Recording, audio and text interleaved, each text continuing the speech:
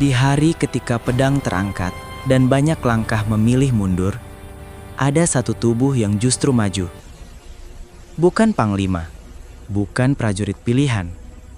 Ia seorang perempuan, dan hari itu ia berdiri di antara Rasulullah Shallallahu Alaihi Wasallam dan kematian.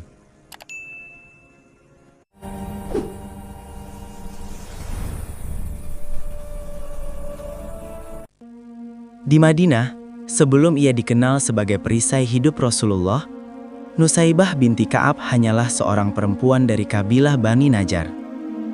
Namun Allah telah menyiapkan hatinya untuk perkara besar, perkara yang tak banyak sanggup dipikul, bahkan oleh para lelaki. Nusaibah tumbuh di tengah masyarakat Arab yang keras. Perempuan jarang diperhitungkan, suara mereka kerap diabaikan, dan keberanian dianggap milik kaum pria.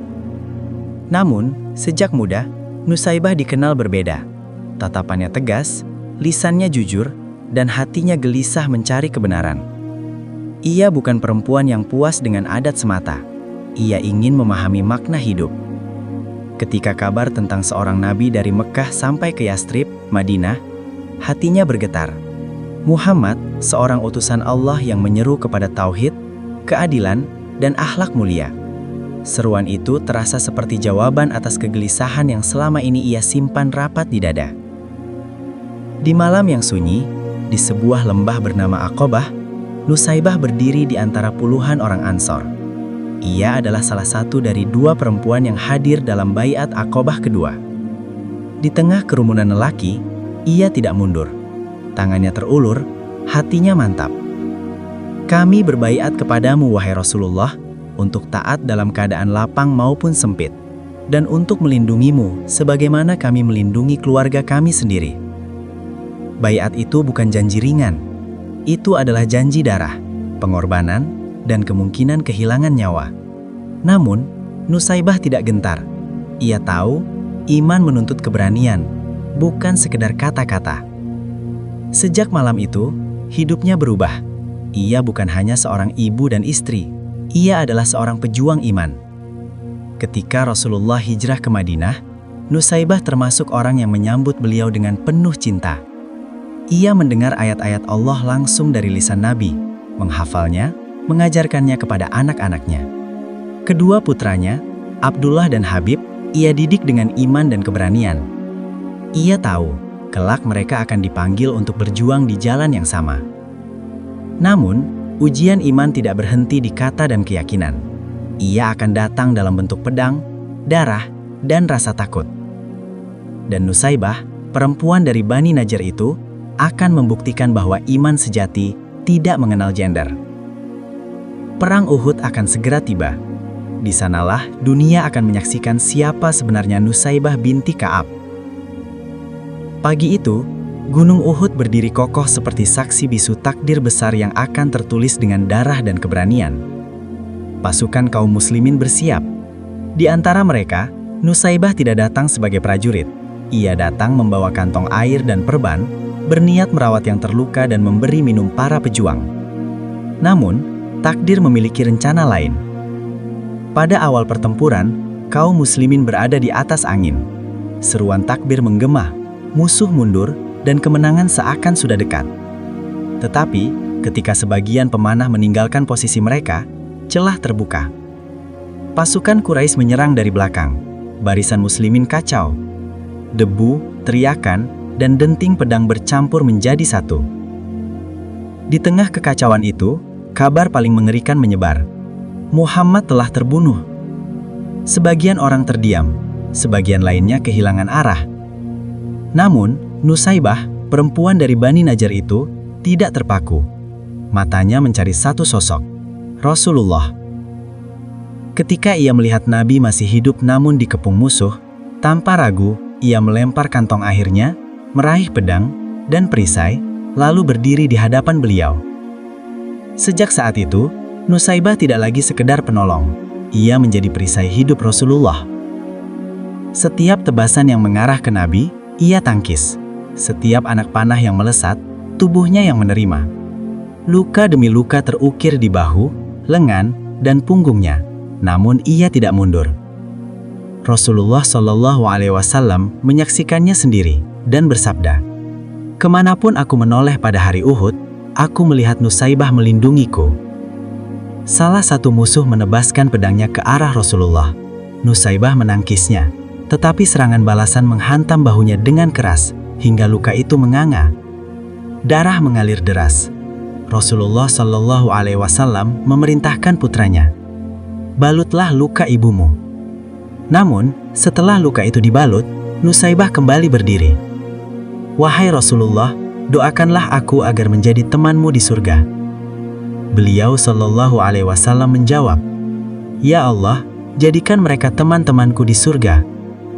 Doa itu lebih berharga dari dunia dan isinya. Nusaybah berkata, "Setelah itu, aku tidak peduli lagi dengan apapun yang menimpaku di dunia." Di medan Uhud, Nusaybah mengalami lebih dari 12 luka parah. Tubuhnya lemah, tetapi imannya tegak berdiri. Ia tidak bertanya mengapa ia harus terluka. Ia hanya tahu, Rasulullah harus selamat. Ketika perang berakhir, kaum muslimin mengetahui. Hari itu, sejarah mencatat seorang perempuan berdiri di garis terdepan perlindungan Nabi. Namanya akan dikenang oleh langit. Waktu berlalu, Rasulullah Shallallahu Alaihi Wasallam telah wafat, dan kaum muslimin menghadapi ujian baru. Muncul seorang pendusta bernama Musailamah Al-Kadzab, yang mengaku Nabi dan menyesatkan banyak orang di Yamamah. Fitnah ini bukan sekedar kebohongan, ia adalah ancaman besar bagi akidah Islam. Di antara pasukan kaum muslimin yang bersiap memerangi Musailamah, berdiri seorang pemuda bernama Habib bin Zaid, putra Nusaybah. Habib ditangkap oleh Musailamah sebelum perang besar pecah. Ia dihadapkan langsung kepada si pendusta itu. "Apakah engkau bersaksi bahwa Muhammad adalah Rasul Allah?" Jawab Habib dengan tegas. "Apakah engkau bersaksi bahwa aku adalah Rasul Allah?" Habib diam sejenak, lalu berkata, "Aku tuli atas apa yang engkau katakan." Kemarahan Musailamah meledak. Satu persatu anggota tubuh Habib dipotong. Namun setiap pertanyaan diulang, jawabannya tetap sama. Imannya tidak terpotong bersama tubuhnya. Hingga akhirnya, Habib bin Zaid syahid. Bukan hanya sebagai seorang pejuang, tetapi sebagai saksi kebenaran. Kabar itu sampai kepada Nusaybah. Ia tidak menjerit. Ia tidak mengutuk takdir.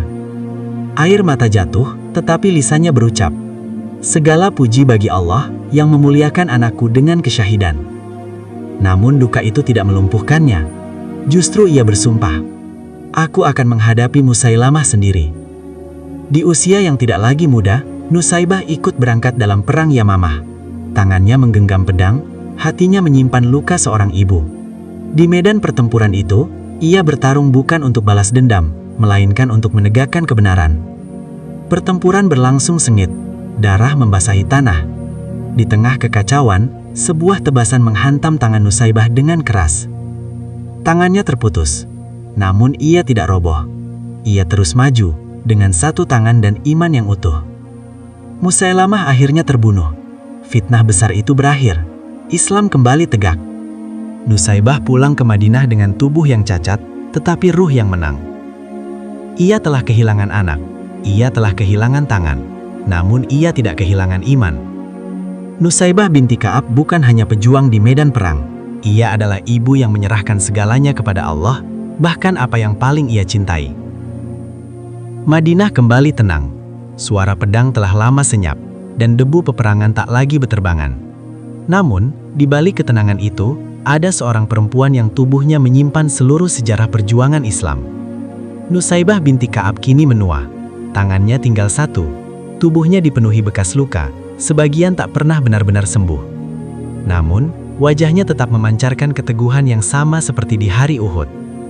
Ia berjalan perlahan di jalanan Madinah, disapa dengan penuh hormat oleh para sahabat. Mereka tidak memandangnya sebagai perempuan lemah, melainkan sebagai mujahidah yang hidup. Sebuah bukti bahwa keberanian dan iman tidak pernah dibatasi oleh jenis kelamin. Di rumahnya yang sederhana, Nusaybah menghabiskan hari-hari dengan ibadah. Ia mengajarkan Al-Quran kepada generasi muda, menceritakan kisah Rasulullah kepada mereka yang tak sempat bertemu Nabi.